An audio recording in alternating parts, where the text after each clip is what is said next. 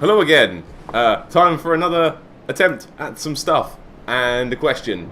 That was a good intro. Excellent. This time we're going to go down there and deal with all the stuff down there. You know what's down there. Why am I even trying to build it up as something it isn't? Next question I've had, again from Glyn Mooney, Skadoosh UK. What's the best game you've never finished? As that is his Christmas challenge this year. That's interesting. I probably should have done some research before doing this because I haven't really been thinking about these things. The best game I've never finished. I would probably say, top of the head, go away. Be something by level 5. Oh, go away. I hate that lightning spear. Back up, heal. There's a game by level 5 called Rogue Galaxy, which I've tried like 2 or 3 times to finish now, and I've never gotten close. Rogue Galaxy made, the guys that made it level 5, they made a game called Dark Cloud and Dark Chronicle. Cloud I've only really played 5 minutes of. Chronicle I played a couple of 100 hours of, shall we say? I love Dark Chronicle. Dark Chronicle is an RPG, but you build towns and you go in random dungeons and you can paint the towns in and you can plan your town. Ow, fuck off. I didn't know they could throw their spears. Oh, no. Got the range wrong. Got the range wrong. And loving Dark Chronicle the way I did, I thought Rogue Galaxy would be just as good. And it is good. You use it through... I don't believe the worlds are auto-generated in Rogue Galaxy, but the characterization, the colour, it's like, imagine a JRPG Star Wars. That's what Rogue Galaxy's like. You're playing a young guy from a desert planet who gets swept away and goes off to basically go on magical space adventures. It's wonderful. It's such a fun game. I think the reason I may have got stuck with it, let me have a sip and think. Lovely Christmas tea from our local tea shop. All about tea, based in Portsmouth. It's wonderful tea. Hints of orange and cardamom and cloves. It's very nice. The reason I probably stopped with it was due to the upgrade system. You level up your weapons by... I think you use them for a bit and then fuse them with items that you find. I believe that was right. And I think I kind of wanted to have the best stuff, but it was taking time to do, you know. And what with games being like they are these days, you know, there's always so much coming out. The fact that it came out near the end of the PS2 launch cycle probably didn't help either. What we call the sort of the God of War times, God of War 2 times, when there was only sort of 1 or 2 games really left. Oh, here we go. Really left coming through. And I must have been getting well into the PS3 when it came out, because again, you got a new shiny console, loads to play on it. And it just fell by the wayside. And I did try and go back to it a couple of years ago. Oh, God. Oh, no. That's not doing much to my stability. Okay, that's fine. Okay, this is good. We can juke and jive a little bit. Ooh. Yep, what you got? What you got? What you got? You got nothing. You got nothing. You got nothing. Whee! I'm going to do this just to be safe right now. So I tried again to get back, and I think I got to about the same point. About the sort of... I think the worlds are separated out into, like, planets. And I got to maybe the 6th or 7th one of the planets, I think. I'd acquired a pretty full team of guys, including the weird blue... No! Oh, okay. That's one. I'd acquired a pretty decent squad, including the weird blue alien that you meet as an enemy halfway through the game and then joins you a bit later. I'd got pretty good at the factory minigame that you get. So, in the game, you're given, at one point, a factory to use to make things. And some of these items are instrumental to your leveling up and to your increasing of your weapons.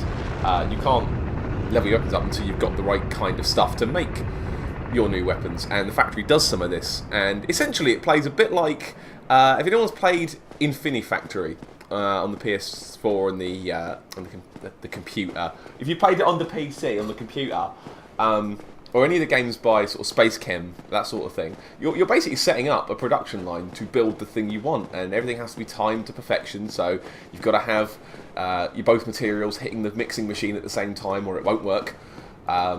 Really fun little game, and quite puzzly. You know, it's quite open-ended. You're given quite a good bit of freedom to work out how you set this machine together. And like I say, I got really into it. I really enjoyed playing it, but it's got to a point where I think I fizzled out with it, you know. I've always wanted to go back and finish it, but at this point, you know, it's on the PS2, saves are gone. And I can't see myself ever having the time to go back. And I know that there is a PS4 version of it you can pick up on the store for, what, £8 maybe? I'm not going to just run past all this. Go away. Yeah, there's a cheap version you can pick up for like, you know, £7 or £8.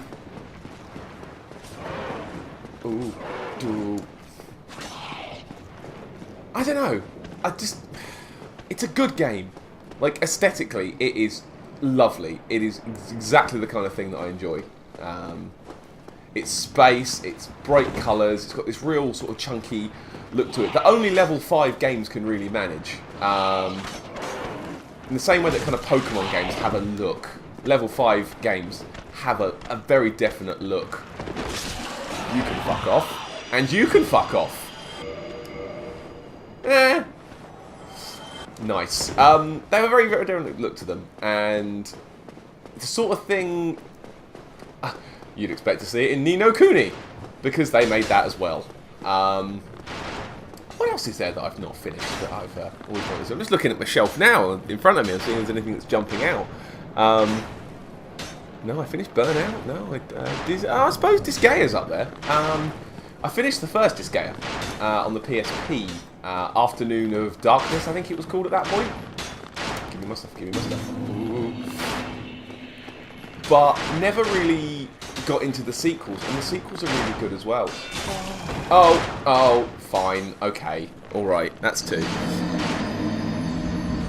And again, I think it's the time factor is the thing that sets me off, because I want to, when I play an RPG, I want to play it hard, I want to level up, and I want to get really good stuff, you know, I really want to be as strong a boy as I can be, and I'm probably at the wrong bonfire, aren't I? I think I'll go back and sit the one at the top. I've got that one up to 20. While we wait for this to come down. Looking at it, again, I've got Enchanted Arms that I can see from where I'm sitting that I really enjoyed the first few hours of, and just did not go back to. It had a weird combat system. It was kind of grid-based and turn-based. Very like over-the-top sort of design to it. You collect the monsters that you beat in a sort of Pokemon way, but you can then set them up and use them on your sort of grid-based fighter. Sort of 2 or 3 of them you can use at a time. Interesting again, but it's always the grind, I think. It seems to be the factor that stops me playing a game for too long. It's the grind.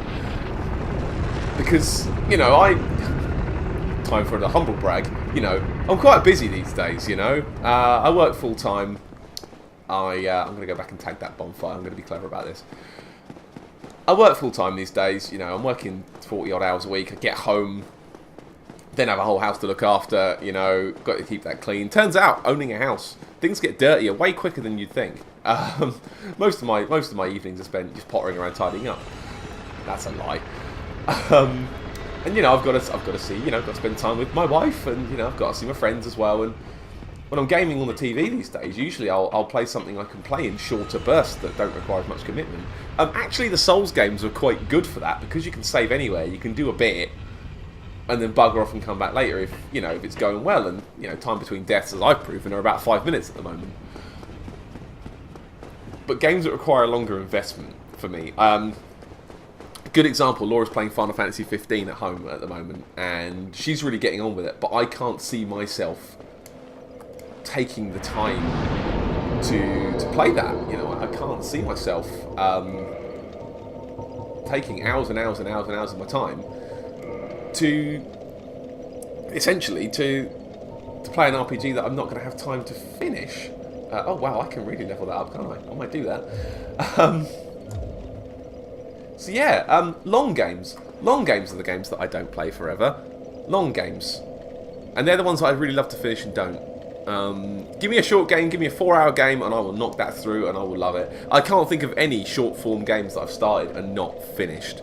Anything longer than 10 hours is, you know, if it's that good, I'll finish it. But if you're a 100-hour game, as much as I like you, if you don't let me do it in small chunks, I'm just not going to get on with it. I'm not going to glom on.